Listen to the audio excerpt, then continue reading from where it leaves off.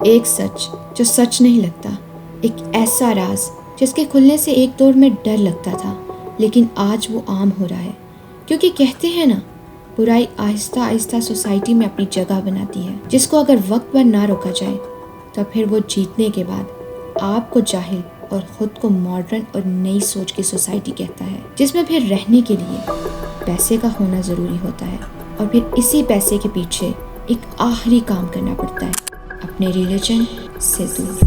who allegedly sold their souls to the devil in exchange for fortune and glory. It didn't work out, and so I sold my soul to the devil. Sounding a little bit strange. I'm like, if you don't get this right now, I swear to Lucifer.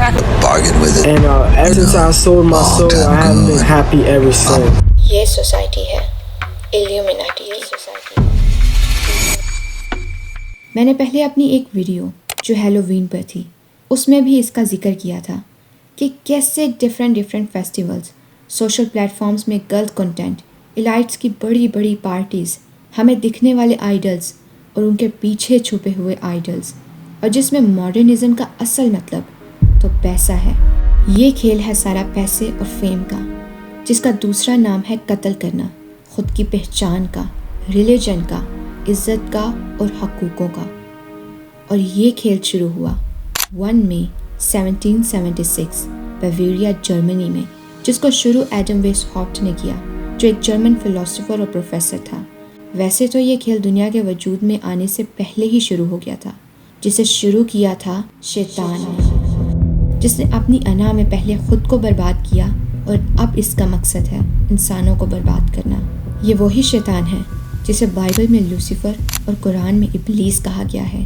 ابلیس ایک جن تھا جس کے بہت زیادہ علم اور عبادت کی وجہ سے اسے فرشتوں کی صفت میں شامل کیا جانے لگا، لیکن حضرت آدم علیہ السلام کی تخلیق کے بعد اللہ نے تمام فرشتوں کو جب حضرت آدم علیہ السلام کو سجدہ کرنے کو کہا تو سوائے ابلیس کے تمام فرشتوں نے حضرت آدم علیہ السلام کو سجدہ کیا۔ ابلیس میں انا آ گئی اور کہنے لگا کہ آدم تو مٹی سے بنا ہے اور میں آگ سے، تو میں اس کے سامنے کیسے جھک سکتا ہوں، اور اپنی انا میں اللہ کی نافرمانی کر بیٹھا، اور اسی نے جنت میں حضرت حوا کو پھل کھانے پر اکسایا۔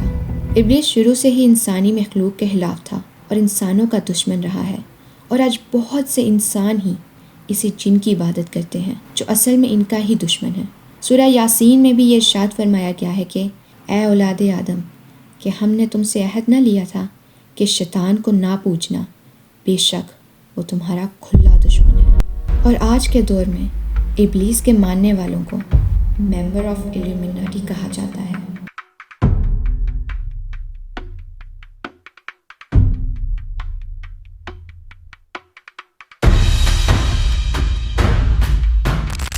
جسے آج ہر کوئی واقف ہے، آلموسٹ ہر فیمس سیلیبریٹی، پولیٹیشین کا اس سے تعلق ہے۔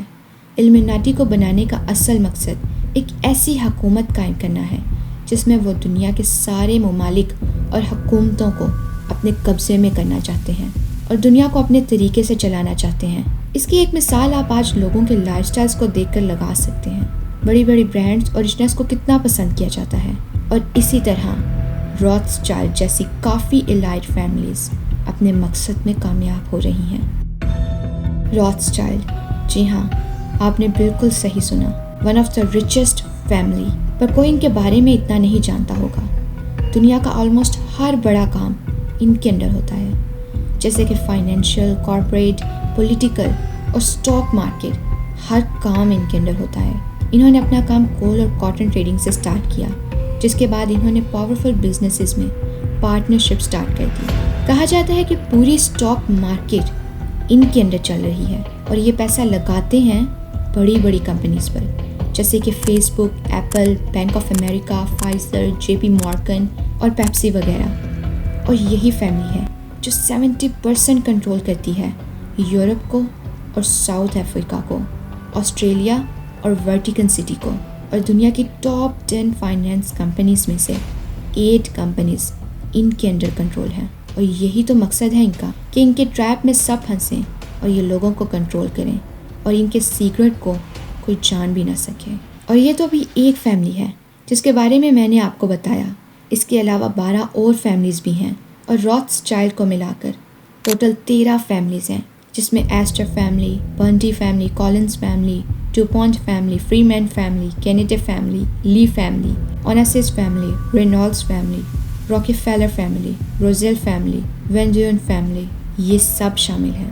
اور یہ ساری فیملیز اصل میں ایلیومیناٹی کی 13 بلڈ لائنز ہیں جو 99% ورلڈ ہیلتھ کی مالک ہیں، اور انہیں اپنی پوری زندگی لگا کر ان پر ریسرچ کر فرٹز اسپرنگ مائر نے ایکسپوز کیا، جس کی پوری ڈیٹیل آپ کو گوگل پر مل جائے گی۔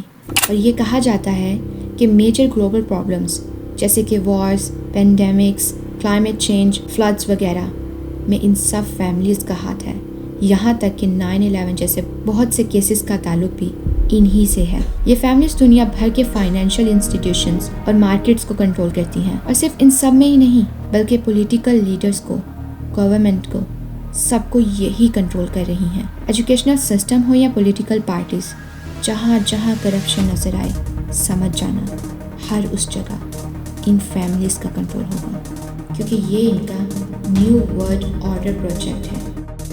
آپ نوٹس کریں گے تو کسی نہ کسی طرح آلموسٹ ہر فیمس برانڈ، ہر فیمس سانگ کا تعلق ایلیومیناٹی سے نکل ہی آتا ہے۔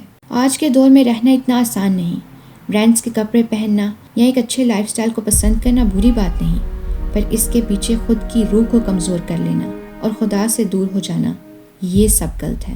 اور ایک اور بات، ضروری نہیں کہ ایلیومیناٹی کو سپورٹ کرنے والے ہی ایلیومیناٹی کے ممبر ہیں، بلکہ مختلف طریقوں سے غلط چیزوں کو پروموٹ کرنے والے بھی شیطان کے ہی رستے پر چل رہے ہیں۔ بے شک وہ ایلیومیناٹی کو جانتے بھی نہ ہوں، پر وہی بات نا کہ برائی آہستہ آہستہ پھیلتی ہے۔ کسی بھی ملک پر بغیر کسی وجہ کے ظلم کرنا، سوشل میڈیا پر غلط کنٹینٹ پھیلانا، کسی کا حق مار کر خود آرام کرنا اور غلط کو دیکھ کر خاموش رہنا، اور سب سے بڑھ کر اگر کچھ بولنا تو بھی ایسے الفاظ استعمال کرنا جس سے اس کے اندر مزید برائی پیدا ہو، یہ سب بھی ایک آنے والے جاہل وقت اور دجال کے دور کی ہی نشانی ہے۔